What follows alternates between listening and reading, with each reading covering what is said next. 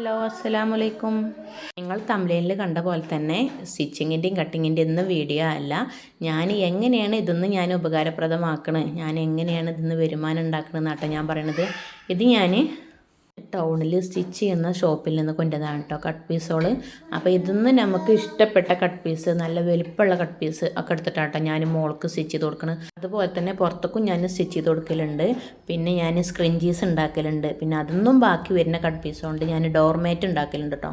മാസത്തിലൊരിക്കലാണ് ഞാനിത് കൊണ്ടുവരൽ കേട്ടോ. അപ്പോൾ അതിൽ നിന്ന് വലിയ പീസുകൾ വേറെ ആക്കും, ചെറിയ പീസ് വേറെ ആക്കും, നെറ്റിൻ്റെ പീസുകൾ വേറെ ആക്കും. അങ്ങനെ തരം തിരിച്ച് വെച്ചിട്ടാണ് എനിക്ക് വേണ്ട സമയത്ത് ഞാൻ ഓരോന്ന് ഇങ്ങനെ എടുക്കൽ. അപ്പം ഇനി ഇൻഷാ അല്ലാഹ് നെറ്റിൻ്റെ പീസുകൾ പല കളറിലുള്ള നെറ്റിൻ്റെ പീസുകൾ എനിക്ക് കിട്ടിയിട്ടുണ്ട്. അപ്പോൾ അതുകൊണ്ട് ഒരു മോഡൽ ഫ്രോക്ക് സ്റ്റിച്ച് ചെയ്യണമെന്ന് വിചാരിക്കുന്നുണ്ട് ഇൻഷാ അല്ലാഹ്. അപ്പോൾ ഞാൻ അപ്ലോഡ് ചെയ്യുന്നുണ്ട്.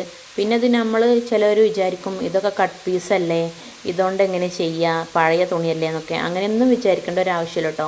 പുതിയ ക്ലോത്തുകളാണ് നമ്മൾ സ്റ്റിച്ചിങ്ങിൻ്റെ ആ കടയിൽ സ്റ്റിച്ച് ചെയ്യാൻ വേണ്ടി കൊടുന്നു കൊടുത്ത ബാക്കിയുള്ള പീസുകളാണ്, പുതിയ പീസുകളാണ് കേട്ടോ. ഒരു കുഴപ്പം വന്നിട്ടുണ്ടാവില്ല, ഒരു ചളിയോ മണ്ണോ ഒന്നും ഉണ്ടാവില്ല. നല്ല പീസുകളായിരിക്കും. നമുക്ക് എങ്ങനെ വേണമെങ്കിലും നമ്മൾ ഓരോ മോഡലിലും നമുക്ക് സ്റ്റിച്ച് ചെയ്യാൻ പറ്റും. ചെറിയ പീസുകളുകൊണ്ട് വല്ലാണ്ട് പറ്റില്ല, പക്ഷേ വലിയ പീസുകളുകൊണ്ടൊക്കെ നമുക്ക് ചെയ്യാൻ പറ്റും കേട്ടോ. അപ്പോൾ അങ്ങനെയാണ് ഞാൻ ഓരോന്നും ചെയ്യൽ. ഇതുപോലെ തന്നെ ജെൻസിൻ്റെ സ്റ്റിച്ച് ചെയ്യണ കടയിൽ നിന്ന് ഞാൻ ഇങ്ങനെ കട്ട് പീസ് വാങ്ങാറുണ്ട് കേട്ടോ. അപ്പോൾ അത് ഷർട്ടിൻ്റെ വെയിറ്റ് ഉണ്ടാവും, കള്ളി ഉണ്ടാവും, പുള്ളി ഉണ്ടാവും, അങ്ങനെ എല്ലാതും ഉണ്ടാവും കേട്ടോ. എല്ലാതും കിട്ടലുണ്ട്. അത് ഞാൻ മേലെ ഇട്ട് വെച്ചിട്ടുള്ളത്, നമ്മളെ കോണിയുടെ മേലെ വെച്ചിരിക്കുന്നത്. അയ്യോ അവിടെ ഒരു പല്ലിയൊക്കെ നിൽക്കുന്നുണ്ടായിരുന്നു. അപ്പോൾ ഇതാണ് കേട്ടോ അതിങ്ങനെ മടക്കിനെ വെച്ചിരിക്കുകയാണ്. ഇത് ഞാൻ മെയിനായിട്ട് കൊണ്ടുവരുന്നത് ഡോർമാറ്റ് ഉണ്ടാക്കാൻ വിചാരിച്ചിട്ടാട്ടോ. പക്ഷേ ഇതിൽ ചെറിയ പുള്ളി ചിലൊരു ഡിസൈനൊക്കെ എനിക്ക് നല്ല ഇഷ്ടപ്പെടും. അപ്പോൾ അതുകൊണ്ട് ഞാൻ എന്തെങ്കിലുമൊക്കെ സ്റ്റിച്ച് ചെയ്യും കേട്ടോ. മോൾക്കോ അല്ലെങ്കിൽ പുറത്തുള്ള ആർക്കെങ്കിലുമൊക്കെ ഞാൻ സ്റ്റിച്ച് ചെയ്ത് കൊടുക്കലുണ്ട് കേട്ടോ. ചിലത് എനിക്ക് നല്ല ഇഷ്ടപ്പെടുന്ന ക്ലോത്ത് കൊണ്ട് ഞാൻ അങ്ങനെ ചെയ്യും കേട്ടോ. പിന്നെ ഈ കവറിലുള്ളത് വൈറ്റ് ക്ലോത്താണ് കേട്ടോ വരുന്നത്. വൈറ്റ് മാത്രം ഞാനൊരു കവറിലിട്ട് വെച്ചതാണ്.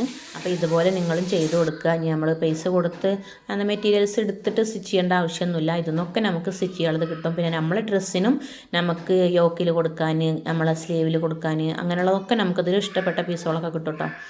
അപ്പോൾ അങ്ങനെയാണ് ഞാൻ ചെയ്യുന്നത്. അപ്പോൾ നമുക്ക് അത്രയും ലാഭമാണ്. നമുക്ക് പുറത്തുനിന്ന് അത്രയും ഡ്രസ്സൊന്നും എടുക്കേണ്ട ആവശ്യമില്ല. ഞാൻ അൽഹംദുലില്ലാ എൻ്റെ മോൾക്കും എനിക്കും ഡ്രസ്സൊന്നും അധികം പുറത്തുനിന്ന് എടുക്കലില്ല. ഇങ്ങനെ തന്നെയാണ് ഞാൻ ചെയ്യൽ. അപ്പം ഞാനിനി അടുത്ത വീഡിയോ നിങ്ങൾക്ക് ഇതിന്നൊരു പീസ് എടുത്തിട്ട് ജീൻസിൻ്റെ പാൻറ്റിലേക്ക് ഇടാൻ പറ്റുന്ന ഒരു ടോപ്പ് എങ്ങനെ സ്റ്റിച്ച് ചെയ്യാൻ നോക്കാം. അപ്പോൾ ഈ ഒരു മെറ്റീരിയൽസാണ് ഞാൻ എടുത്തിട്ടുള്ളത്.